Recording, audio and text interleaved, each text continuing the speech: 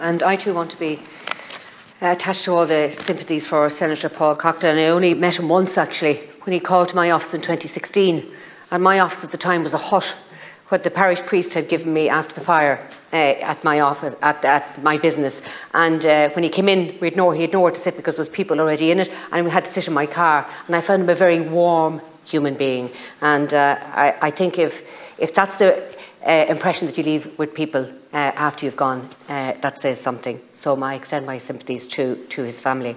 Ciarán, I'm calling for a debate on the government's future plans for managing international protection applicants with regards to the EU's voluntary solidarity mechanism, which requires member states to accommodate refugees or pay a financial contribution in the events that they choose not to or cannot accommodate such persons.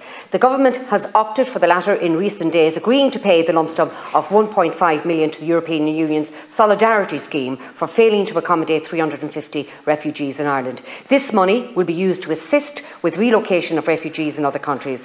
While this may seem like a steep sum, it pales in comparison to the financial penalties recently agreed by the EU of €20,000 per head for each refugee a member country can't house. Or for member states that cannot host refugees because they have reached, or in our case, exceeded capacity. My question to the government is, why the change of heart? What happened to the no limit, the open door policy?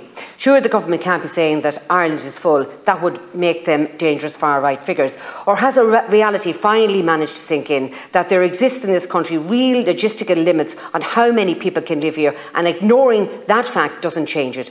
It really does baffle the mind how the government didn't see this coming. It was pointed out to them time and time again. We all could see that the no-limit open-door policy was unsustainable. But apparently the government couldn't. Apparently they're entirely incapable of holding in their heads the abstract concept of the consequences of their actions. They'd had to actually see the children sleeping on the street before the penny began to drop.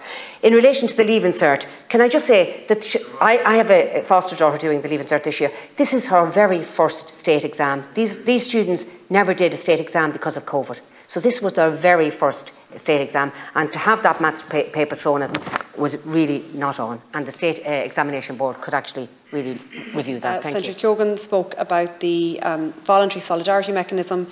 I don't think it was ever an open door policy as such, but obviously we have international commitments in terms of assisting people coming here to seek refuge for whatever reason, whether it's climate changes or whether it's economic issues or whether it's war-torn countries. People come for various reasons. I do think it was a good thing. The fact that there was a voluntary solidarity mechanism agreed at an EU level meant that member states acknowledged this was going to be a challenge, and that some countries were getting more than their fair share than others.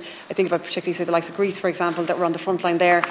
There are other countries now on the front line of the war in Ukraine that are experiencing huge numbers coming in. And I think where we need to rebalance across the European Union, that every country is pulling its weight and doing its fair share. I don't have a difficulty with countries using that mechanism. That's what it's there for.